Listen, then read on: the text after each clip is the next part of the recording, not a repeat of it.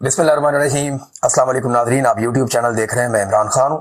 रियासत ने एक मरतबा फिर फस्तायत दिखाई है, जुल्म और जबर किया है और अपनी औकात दिखाई है। पूरी दुनिया में दोबारा गंदे होंगे और एक लेवल इन्होंने और क्रॉस कर लिया। आधी रात को धरना देकर इमरान खान साहब की बहनें बैठी। धरने को तकरीबन 10-12 घंटे हो गए थे और वो वहां पे पुरा अमन तरीके से धरना देकर बैठे हुए थे। जब दिन के वक्त लोगों की तादाद ज्यादा थी तो कुछ नहीं किया गया, यानी 1000 से ज्यादा लोग थे पहले, फिर तादाद कम होती गई और जब रात लेट नाइट हो गई तो लोगों की तादाद काफी कम हो गई। यानी जो वहां पे सहाफी मौजूद थे उन्होंने बताया कि 100 के करीब लोग मौजूद थे जिस वक्त पुलिस ने क्रैकडाउन किया। पुलिस इंतजार कर रही थी कि जितने लोग कम हो जाएं उतना वो कामयाब ऑपरेशन कर सकते हैं और बगैर नुकसान के यहां से लोगों को डिस्पर्स कर सकते हैं, मुंतशिर कर सकते हैं, इनको भिजवा सकते हैं। इस मरतबा पुलिस ने जो इस्तेमाल किया क्रैकडाउन में, पहले तो उन्होंने कारकुनों को पकड़ने की कोशिश की, जोर जबरदस्ती की, कुछ लाठीचार्ज भी हुआ, लेकिन वो मामला ज्यादा इस तरह नहीं चला। पुलिस वाटर कैनन्स लेकर आई और ठंडा पानी था और ये दिसंबर की रात है, दिसंबर का मिड है, आपको पता है बहुत सर्दी होती है। और ठंडा पानी इन्होंने खवातीन के ऊपर फेंका, वहां पे जो नौजवान मौजूद थे उनके ऊपर फेंका, जो अरकान असेंबली मौजूद थे उन पर फेंका। और ये बहुत जबरदस्त प्रेशर होता है इस पानी का। ये ऐसे नहीं है कि आप आराम से खड़े हो जाए इसके सामने। ये जैसे फायर ब्रिगेड का पानी होता है, बहुत प्रेशर के साथ कई मंजिलों तक जा सकता है। ये वाटर कैनन का इसी तरह बहुत ठंडा पानी होता है। ये ठंडा पानी लोगों के ऊपर फेंका गया दिसंबर के महीने में और खवातीन भीग गई। खवातीन जो है वो उस पानी के प्रेशर से कई कई मीटर तक वो घिसटती गई है सड़क के ऊपर। इमरान खान की बहन उज़मा खानम के बारे में एक खातून ने ये वीडियो रिकॉर्ड करते हुए बताया कि वो जख्मी भी हुई हैं, उन्हें काफी रगड़ने लगी है। ये पानी की प्रेशर की वजह से जब वो जमीन पे गिरी और वो घिसटती रही तो उन्हें चोट लगी है। कुछ और खवातीन भी जख्मी हुई है। अलीमा खानम को पुलिस ने पहले साइड पे बुलाया और फिर अचानक ऑपरेशन शुरू कर दिया। अलीमा खानम भी अपनी बहनों के पास पहुंची और पाकिस्तान तहरीक इंसाफ के बहुत सारे लोग इमरान खान की बहनों की फिक्र कर रहे थे, उन्हें बचाने की कोशिश कर रहे थे। शाहिद खटक साहब ने जैसे कि एक वादा किया था कि मैं इमरान खान की बहनों के साथ खड़ा रहूंगा, अपने लीडर की बहनों की हिफाजत करूंगा, तो उस आदमी ने कीमत भी चुकाई है और वफादारी साबित की है और एक पश्तून की जुबान भी साबित की है।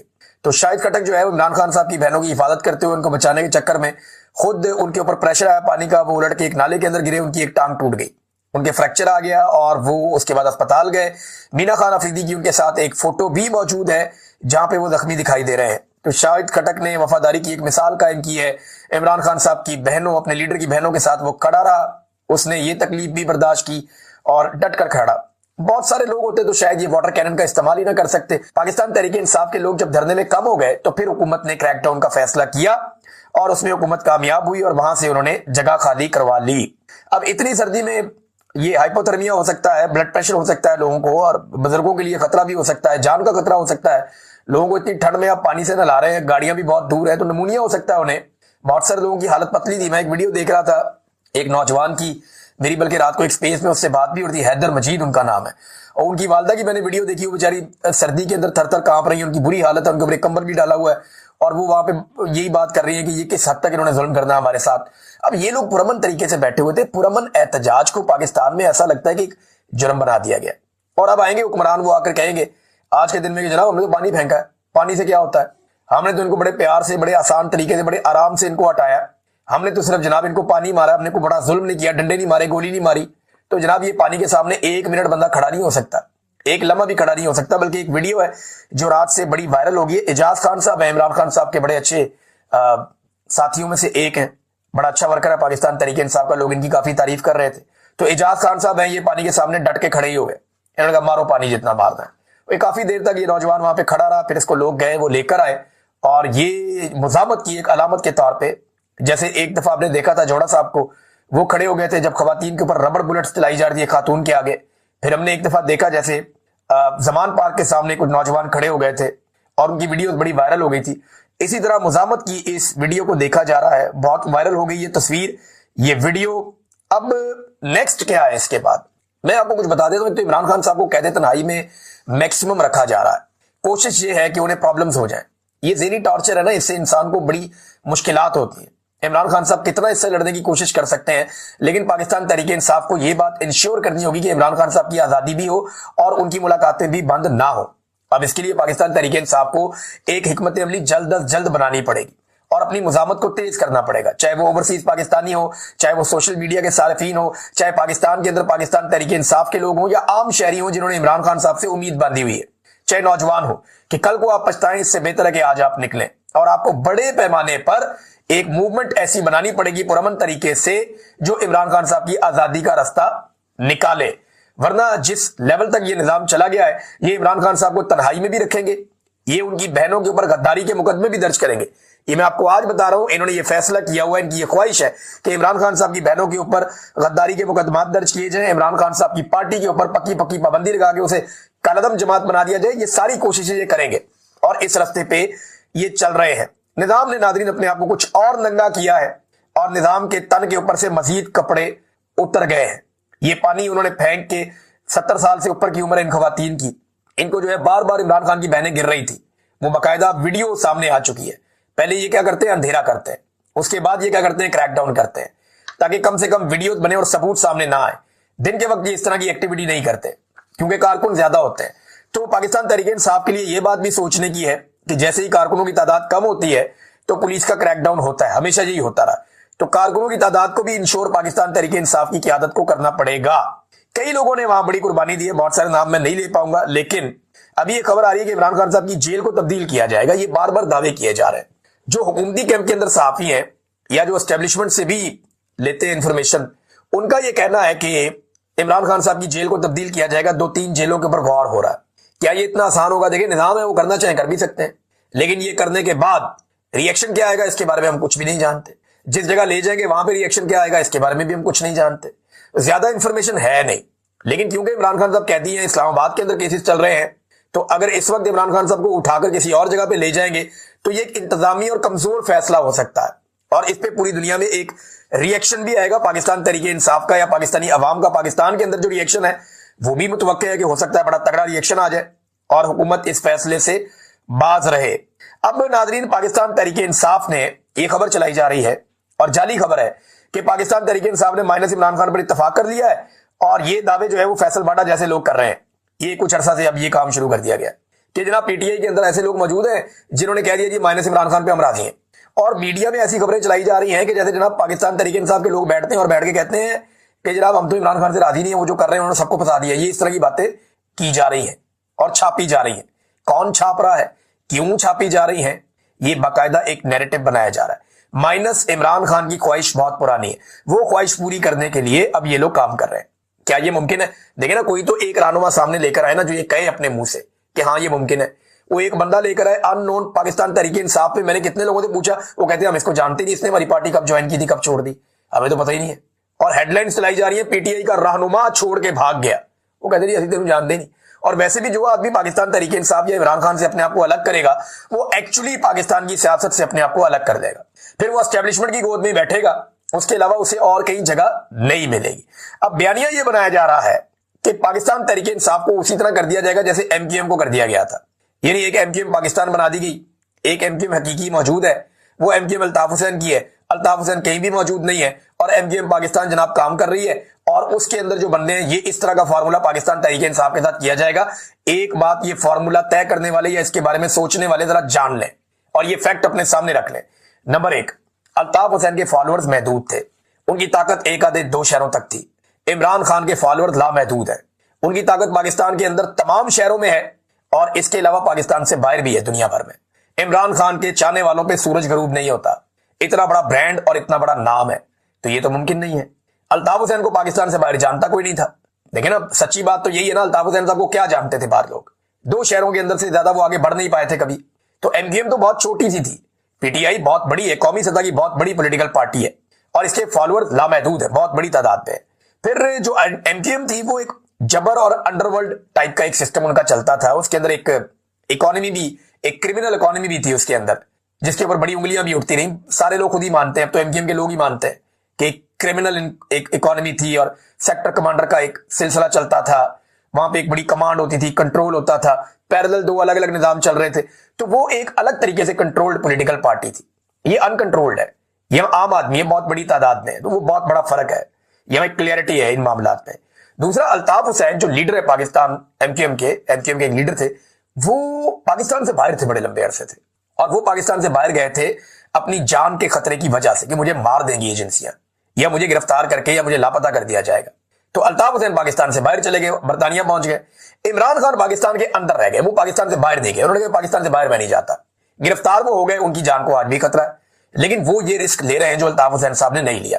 फिर एमक्यूएम जब कराची से इलेक्शन जीतती थी तो वो एक सिस्टमैटिक तरीके से इलेक्शन लड़ते थे। वो सबको पता है वो कैसे इलेक्शन होता था, वो कैसे वोटिंग होती थी, किस तरीके से सिस्टमैटिक तरीके से वो आते थे। पाकिस्तान तरीके इंसाफ जिस तरीके से आई है और जैसे उन्होंने फस्तागियत के खिलाफ भी वोट ले लिया और इतने बड़े पैमाने पर ले लिया, ये तो किसी को इम्कान भी नहीं था। तो बड़ा फर्क है एमक्यूएम के खिलाफ ऑपरेशन में और पाकिस्तान तरीके इंसाफ के खिलाफ ऑपरेशन में, बड़ा फर्क है। ये जमीन आसमान का फर्क है दोनों पॉलिटिकल पार्टीज में, इनकी बुनत में और इनकी स्ट्रेटजी में, और जिस तरीके से ये पॉलिटिकल पार्टीज और इनके वर्कर्स काम करते हैं। फिर सोशल मीडिया और ओवरसीज पाकिस्तानी बहुत बड़ी ताकत है जो इमरान खान के साथ है, जो एमक्यूएम के साथ नहीं थी। नादरीन, खुरम ज़ीशान का एक ट्वीट आया, मैं आपके सामने रखना चाहूंगा।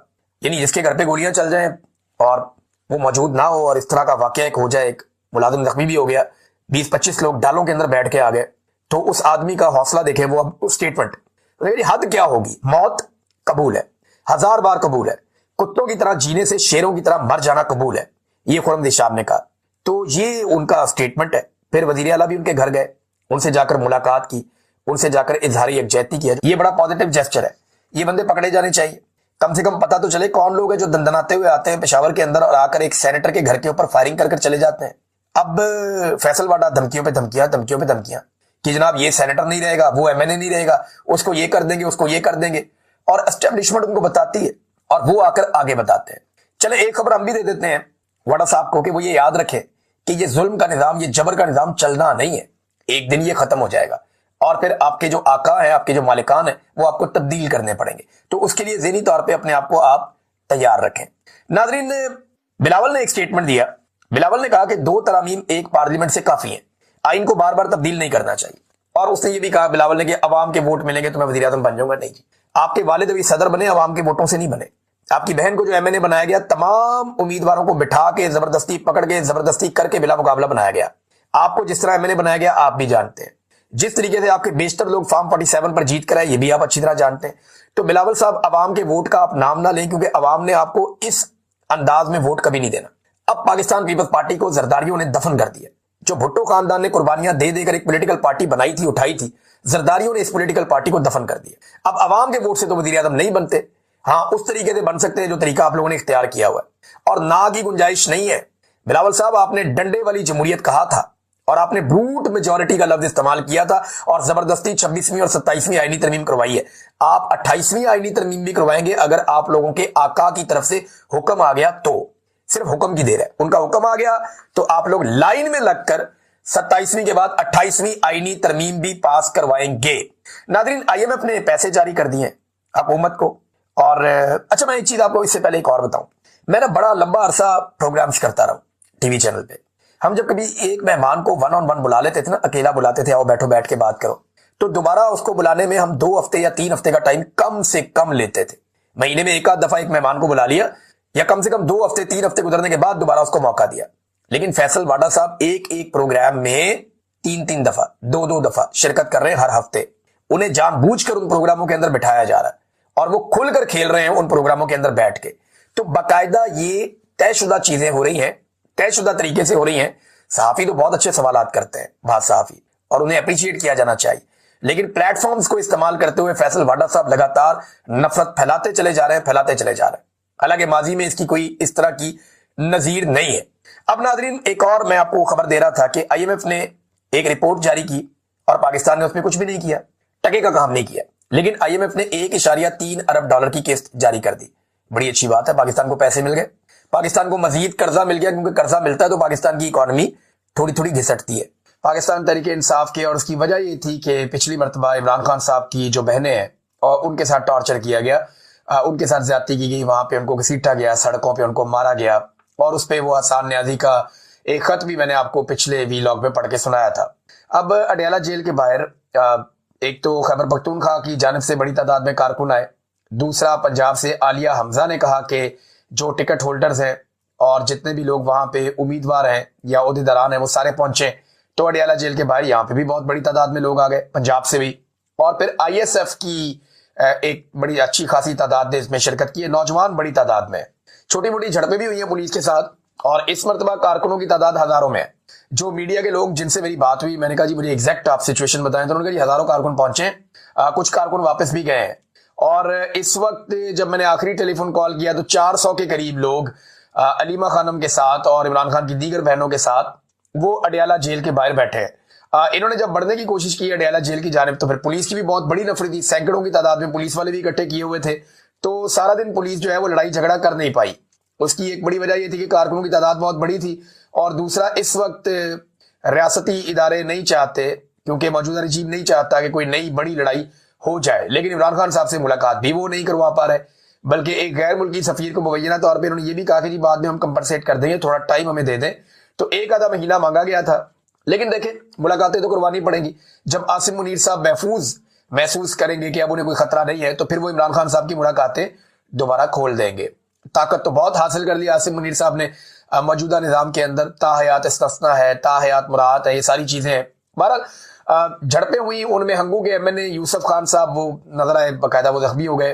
कुछ पाकिस्तान तहरीक इंसाफ के कारकुनान जो है वो जख्मी हुए, कुछ जगह पे जो है वो कारकुनान ने मुजाहमत भी की। पुलिस की जो एंटी रॉयट फोर्स है वो बहुत बड़ी तादाद में वहां पे पंजाब हुकूमत ने खड़ी की हुई है अडयाला जेल के बाहर। ऐसा हमने कभी नहीं देखा। नवाज शरीफ साहब की जब मुलाकात होती थी तो बाकायदा पीएमएलएन के लोग जाते थे, उनकी गाड़ियां जाती थी और बाकायदा पार्किंग में गाड़ियां लगती थी, पुलिस वाले उनको जो है वो सलाम करते थे, और ये लोग लिस्टों के मुताबिक अंदर बार बार मुलाकातों के लिए जाते थे।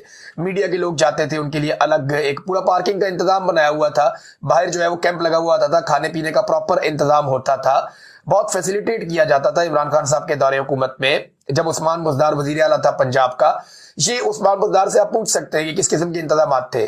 उस वक्त एक ब्यूरोक्रेट जो होम सेक्रेटरी था पंजाब का, वो तो बहुत फैसिलिटेट करता था, बाकायदा वो अहकामात लेता था। पंजाब हुकूमत के मुलाजिम होने के बावजूद वो पीएमएलएन से अहकामात लेता था। तो अब सूरत हाल ये है कि यहाँ पे अलीमा खानम ने ऐलान किया कि हम कल सुबह तक यहाँ पे धरना देंगे, अगर इमरान खान साहब से हमारी मुलाकात नहीं करवाई जाती तो फिर ये लंबा धरना चलेगा, इसके ऊपर ये लोग एहतजाज करेंगे। तो ये अडयाला की सिचुएशन है, इसमें कोई डेवलपमेंट होगी मैं आपके साथ शेयर कर दूंगा। सैकड़ों कारकुनों के साथ अभी भी काफी बड़ी तादाद में लोग वहां बैठे हैं। बैरिस्टर गौहर वहां पे आए थे, उन्होंने अपना एहतजाज रिकॉर्ड करवाया और उसके बाद बैरिस्टर गौहर वापस चले गए। तो आज के दिन भी इमरान खान साहब की फैमिली की मुलाकातें नहीं करवाई गई और ना ही मुलाकातें वकला की करवाई गई। तो कैद तन्हाई जो है इमरान खान साहब की, अब जब मैं ये वीलॉग रिकॉर्ड कर रहा हूं तो अब तक जारी है। डीजी आईएसपीआर ने सहाफियों से मुलाकात की, आजकल काफी एक्टिव है। थोड़े दिन पहले ये मुख्तलिफ तालीमी इदारों में भी जा रहे थे, मदरसे के अंदर भी नजर आए कि वहां पे इन्होंने बड़ी गर्मजोशी के साथ इनका इस्तकबाल भी किया गया। डीजी आईएसपीआर का इनके माथों के बोसे भी लिए गए और डीजी आईएसपीआर मदारस में भी पहुंचे, एक मदरसे के अंदर वहां पे कुछ बातचीत हुई, उसका अहवाल भी है। लेकिन अभी जो है वो मुलाकात की है जो सीनियर सहाफी हैं, कुछ एंकर्स हैं, उनके साथ डीजी आईएसपीआर ने। इस मुलाकात में क्या बातचीत हुई, ये कुछ चीजें मैं आपके सामने रख देता हूं जो मेन चीजें हैं। एक तो उन्होंने जो अफगानिस्तान में तालिबान हुकूमत है उनको कहा कि तालिबान जो है वो हुकूमत एक रियासत की तरह जो है वो फैसला करे, नॉन स्टेट एक्टर्स की तरह फैसला ना करें। फिर उन्होंने कहा जी कि तालिबान हुकूमत कब तक अबूरी रहेगी, यानी पाकिस्तान की एस्टेब्लिशमेंट को इस बात की फिक्र है कि अफगानिस्तान में एक अवामी मुंतखब हुकूमत होनी चाहिए, लेकिन क्या पाकिस्तान में एक अवामी मुंतखब हुकूमत है? इसका जवाब सारे पाकिस्तानी जानते हैं।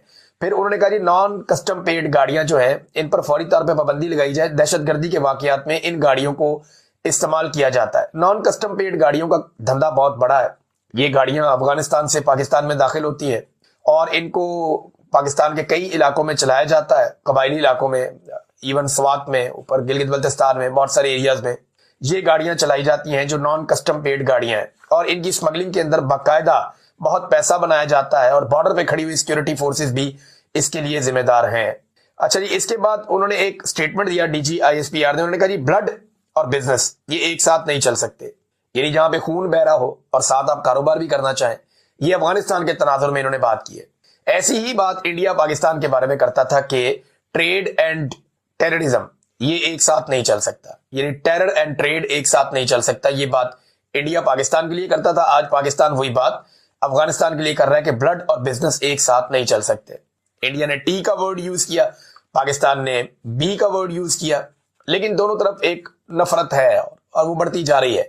यानी एक बॉर्डर के साथ फेंस लगाई इंडिया ने ताकि पाकिस्तान से वो महफूज रहे, और एक बॉर्डर के साथ फेंस लगाई पाकिस्तान ने ताकि अफगानिस्तान के साथ पाकिस्तान महफूज रहे और वहां से दहशतगर्दी पाकिस्तान में ना आए। अब दोनों तरफ जो है वो कार्रवाइयां होती रहती हैं। इंडिया वैसे ही पाकिस्तान को पसंद नहीं करता और अब ऐसा लगता है कि पाकिस्तान भी उसी तरह से अफगानिस्तान को पसंद नहीं करता। को ब्लड और बिजनेस एक साथ नहीं चल सकते। ये नहीं हो सकता कि हमारे पे हमले हों और हम तजारत करते रहे। DGISPR की जो एक प्रेस कॉन्फ्रेंस थी उसने तो आग लगा दी है पूरे पाकिस्तान में। बहुत सारे ऐसे लोग जो इमरान खान के मुखालिफिन हैं वो भी इससे अपने आप को दूर रखना चाहते हैं और वो इसको गैर जरूरी प्रेस कॉन्फ्रेंस कह रहे हैं। उनका ये कहना है, चाहे कमरुज़्ज़मान कायरा हो, चाहे हमारे दोस्त हैं, सहाफी हैं बहुत सारे, वो भी ये कह रहे हैं कि ये नहीं होना चाहिए था। मैं सबका नाम नहीं लेता, लेकिन काफी लोग कह रहे हैं ये गैर जरूरी थी, DGISPR को ये नहीं करना चाहिए था। इन्होंने अपने पांव पे खुद कुल्हाड़ा मार दिया। अब आलमी सतह पे इसको कैसे रिपोर्ट किया जा रहा है? नॉर्मली हर तरफ ये तासुर जा रहा है और इसकी ऐसे रिपोर्टिंग हो रही है कि जैसे इमरान खान वर्सेस आर्मी, या आर्मी ने इमरान खान को धमकियां लगाई हैं। यानी what is happening in Pakistan, जो कुछ भी यहां पाकिस्तान के अंदर हो रहा है उसको लेकर दुनिया ये सोच रही है कि पाकिस्तान के एक साबिक वजीर आजम इमरान खान को पाकिस्तान की मिलिट्री एस्टेब्लिशमेंट निशाना बना रही है और उनको धमकियां लगा रही है। और ये इस प्रेस कॉन्फ्रेंस से जिस किस्म का उनका लहजा था, जिस तरह से तज़हीक आमेज अंदाज में उन्होंने इमरान खान को बार बार मुखातिब किया, जिस तरह उनके मुंह से झाग गुस्से में निकल रही थी, ये सारी चीजें देखकर अंदाजा हो रहा है कि DGISPR जो अपनी मिलिट्री क़यादत है, आसिम मुनीर या बाकी लोग, उनके बिहाफ के ऊपर इमरान खान साहब के ऊपर चढ़ाई किए हुए थे। वहां पे मौजूद सहाफियों के मैंने चेहरे देखे, बहुत सारों के उतरे हुए थे। कुछ सवालात वहां पे होने चाहिए थे